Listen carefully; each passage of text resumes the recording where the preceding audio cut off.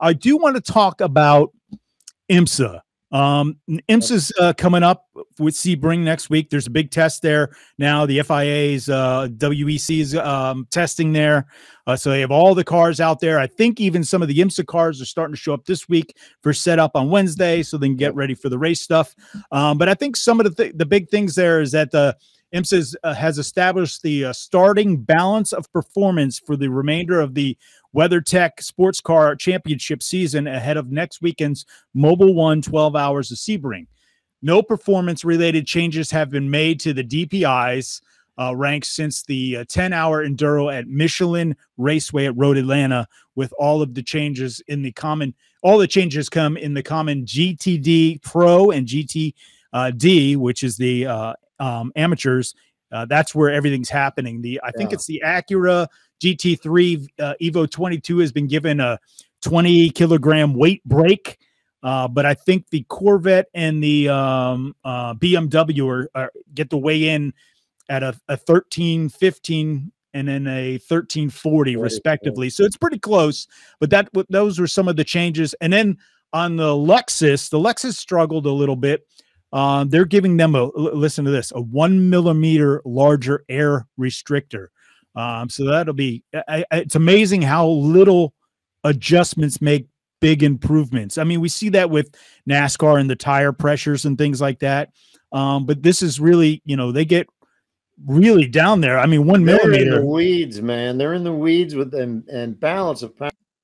It should probably be added to the 7 dirty words that you can't say on air. I feel sorry for Bo Barfield and for Doonan and all those guys that, are part of this. I mean, there's a whole nother group on the technical side that, establishes this balance of power. But that is the screaming argument at virtually every driver meeting, every technical meeting they have, is how can you do that to me? I mean, you've got cars out there where the street cars have more power. Yeah. 500 horsepower, they limit certain cars to, like the Ferraris or something. And then a Ferrari you buy on the street, 670 horsepower. I mean, it's a tough job. My hat's off to them for trying. But there's got to be some easier way to come up with this. And if I ever discover it, I'm going to patent the son of a gun. I want to make some money off of it. Hey, Rob, I'm out of here.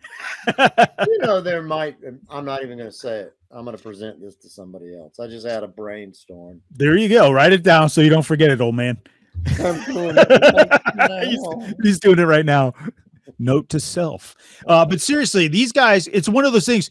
You're never going to make anybody happy or all people happy, because at some tracks, cars corner better than others. Some are stronger on straightaways. And it's weird how that you're trying to balance this performance and balance the power, but it's not going to always work, because the tracks, you can't make a track to please all either, because you're going to have some that are tight corners. You're going to have some that are high speed corners. You're going to have some that have longer straightaways, and some cars work better than others, and others don't work well on, the other side of it. So you're never going to get that right. No, it's not going to happen. There's got to be an easier way. And I just wrote down the easier way. You're just not telling anybody. I'm just not telling a damn soul. I've learned enough in my years of covering and being in the sport. Just keep your mouth shut until you've got something in writing. Yeah. I've been screwed enough where they ain't no hooker out there got anything on me. Are you sure? I'm pretty sure. He's Michele Rahal. I'm Rob D'Amico. I got you thinking now. You're like, wait a minute. There was at one time in Miami. Look, I can walk into the damn kitchen and wonder why the hell I'm in there. All right. All seriousness though, but the IMSA cars, these are some of my I love IMSA. I love the sports car stuff. I just love these cars on track. It's the same cars you can pretty much see you driving around in as well on track. So these are some of the things I like to see, the Ferraris, the AMGs, Porsches, I'm not really big into the DPIs and LMP2 stuff, but the reason, hey, the LMP2s and LMP3s, the LMP3 cars are harder to drive than the LMP2s. LMP3s, steel brakes, just a whole different sort of thing. And that's what's teaching these drivers. I mean, with the LMP2 cars, you can stand on those carbon fiber brakes and, it stops. Yeah. Those cars stop. So they're, from what I've been told by Sean Rahal, they are easier to drive, the LMP3 cars. But LMP2, yeah, I think that is a pretty badass little car. The DPIs, what are they going to end up doing with these things? That's where the manufacturers are trying to show their stuff.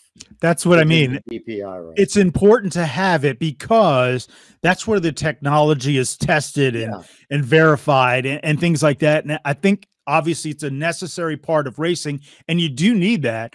But to me, the car itself, it's like I want one of those cars. I want to, get behind the wheel.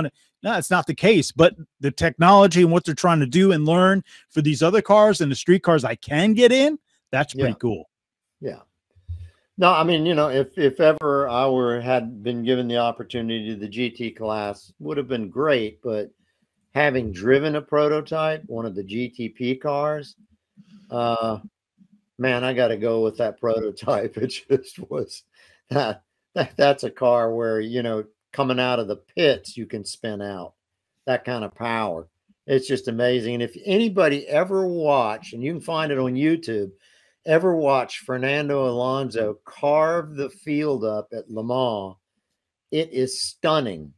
The power that those cars actually have. And that is it was a hybrid for sure.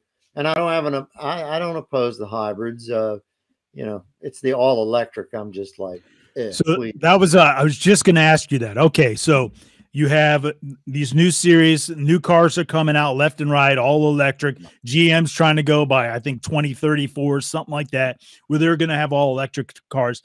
But I was also reading, some statistics about the lithium and the metals that are needed and all this stuff. Yeah. We don't have enough. No, we don't. We do not have enough to get past like 2045, which I find amazing. Who does? China. Yeah, well, that's what China's been doing for the last 10, 15 years, is they've been debt trapping these countries that do have those rare earth materials. Yeah. And they've been lending them money. And when they can't pay the money back exactly on time, the Chinese Communist Party is going, okay, well, guess what? We will forgive part of that debt, but oh, by the way, we get first shot at your infrastructure, at building it. And we get, about that Navy base, that little base that's sitting there, those docks that you have, we'd like to turn that into a naval base. So they trap these countries and they get the rare earth materials and minerals. My point is that hydrogen is something that I think we should be going in that direction. Even with racing, skip electric at this point and go straight to the hydrogen stuff. They have invested so much now in the electric side of this. And what most people do not understand is electric only means storage. When it comes to the batteries, that's simply storage of power. That's not the creation of the power. That's right. That comes from burning coal, doing if you want to call it windmills and all that, really making a dent. It doesn't. It's the coal-powered plants that really make the difference. And, they have to dig up all the coal. They have to dig up all these minerals. All of that is what produces the electricity. The batteries just store it. That's it. Yeah, it's amazing. I just see that hydrogen, and I think that in the racing world, we should be getting ahead of that and going, okay. And I know, listen, the electric and all the companies are electric deep right now, but it doesn't make sense when you think of raw materials and the future that holds. That's just my opinion. And I thought, maybe, if racing was ahead of it and really wanted to get ahead and do something cool, that would be the way to go. But for me, right now, IMSA is some of my favorite racing because of the road racing and all that stuff.